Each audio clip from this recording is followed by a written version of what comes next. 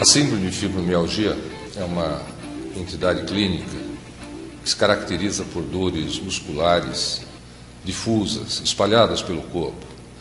Dizemos que essa doença ela é definida quando as dores acontecem tanto acima como abaixo da cintura e tanto à direita como à esquerda do corpo. É uma situação crônica de tratamento difícil. Afeta principalmente mulheres, mas pode afetar também o homem e também a criança. Acontece mais na mulher entre os seus 30 e 50 anos. Ela pode acontecer de uma maneira primária, sozinha, sem outros componentes de doença, mas pode acompanhar, por exemplo, um paciente que já tem artrite reumatoide, que já tenha lúpus ou outra situação clínica. Além das dores musculares, a pessoa que tem a fibromialgia ela pode ter dores regionais, dores nas articulações temporomandibulares, podem ter problemas de intestino ou cólon irritável, alterações estas de dor abdominal, alteração do trânsito do intestino, dificuldade para evacuar, diarreias, coisas assim. E na mulher pode acontecer também a dor pélvica.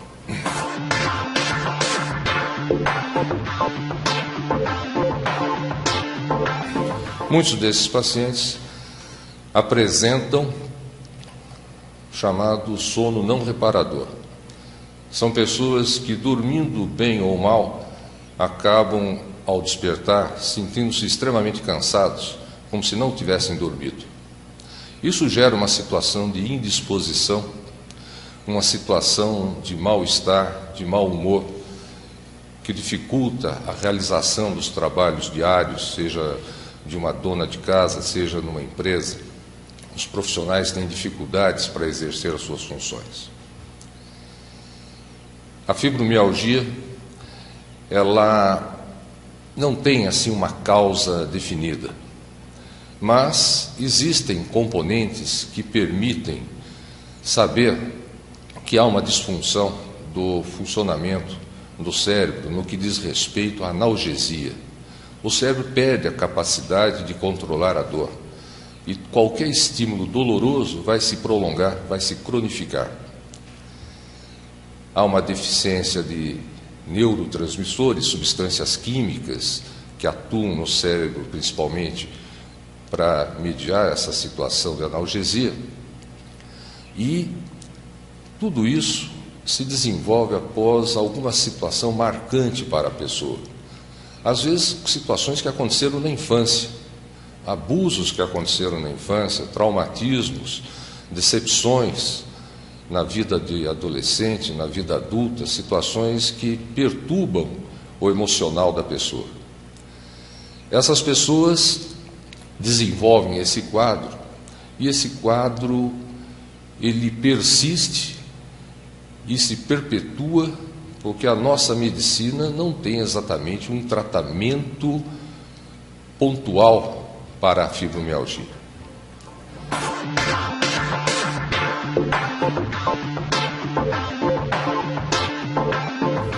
Se tentarmos realizar exames para verificar a situação da fibromialgia, verificaremos que não há alterações nos exames laboratoriais, não há alterações nos exames que verificam a inflamação. Se tentarmos usar os exames de imagem, a ressonância magnética, a tomografia, a eletromiografia, também não mostrarão alteração. Está para ser colocado para a utilização da população, principalmente nos grandes centros fora do país, um tipo de tomografia que permite detectar alterações no cérebro das pessoas com fibromialgia, mas ainda em fase de estudos, mas logo, logo estará público. As pessoas com fibromialgia, elas têm dificuldades, principalmente dos que as cercam. Marido, irmãos, pai, mãe, colegas de trabalho, olham aquela pessoa que se queixa de dores e não acreditam que aquela pessoa tenha todas essas dores, todas aquelas queixas. Então é fundamental que quando um paciente procura um médico e esse médico pensa em fibromialgia, tem que ser um médico que tenha disposição para ouvir, para perguntar e ouvir, e entender e aceitar o que aquele paciente está dizendo. O paciente não está inventando, ele está em sofrimento. E é fundamental que ele conheça o que ele tem, ele aprenda sobre a fibromialgia e mais, faça com que os seus familiares, colegas de trabalho e amigos também entendam, para saber que ele está tendo um problema e esse problema para ele é altamente ruim. Esse é um ponto fundamental quando pensamos em fibromialgia. Não podemos imaginar a fibromialgia apenas como uma situação de dor, mas uma situação em que o emocional vai estar alterado de uma maneira importante.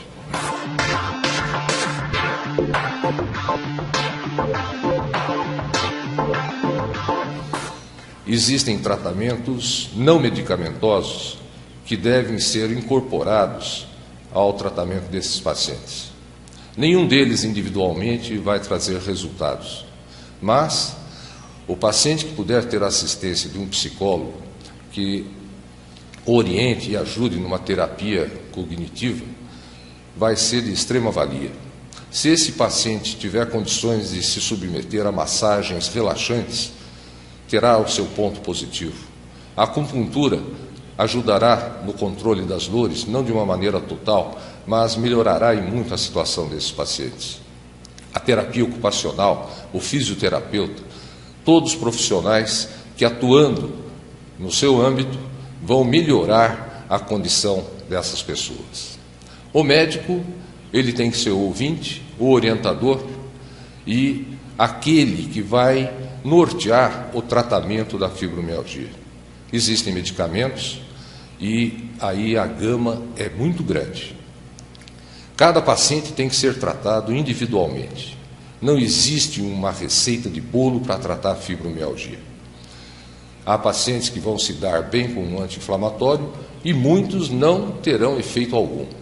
Relaxantes musculares poderão ser usados e como há uma necessidade de propiciar ao cérebro que exista mais a presença de neurotransmissores como a serotonina e a noradrenalina, certos antidepressivos poderão ser usados com o objetivo de ajudar na regularização das fases do sono e também ajudando a diminuir a intensidade das dores. Não são todos os antidepressivos que terão esse efeito. Medicamentos usados para tratar as dores neuropáticas, como alguns anticonvulsivantes, tipo gabapentina, como pregabalina, são medicamentos úteis e podem ser usados por períodos adequados para ajudar a diminuir a intensidade das dores.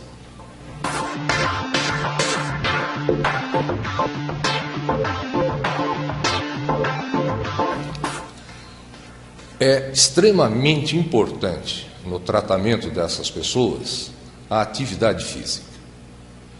Os músculos em atividade promovem a produção das endorfinas, substâncias que trazem bem-estar, que trazem alívio da dor. É a situação daquelas pessoas que fazem academia rotineiramente, exercícios em academia, e sentem extrema falta quando não o fazem, porque acabam ficando viciados nessas endorfinas que eles fabricam ao fazer exercícios. O fibromialgico tem extrema necessidade de se submeter a atividades físicas, principalmente aeróbicas. É evidente que se essas pessoas forem para uma academia, forem para um estúdio de pilates, forem para uma hidroterapia, têm que o fazer de maneira extremamente cautelosa, iniciando a atividade de maneira extremamente branda, muito devagar, com calma e procurando crescer na intensidade dos exercícios.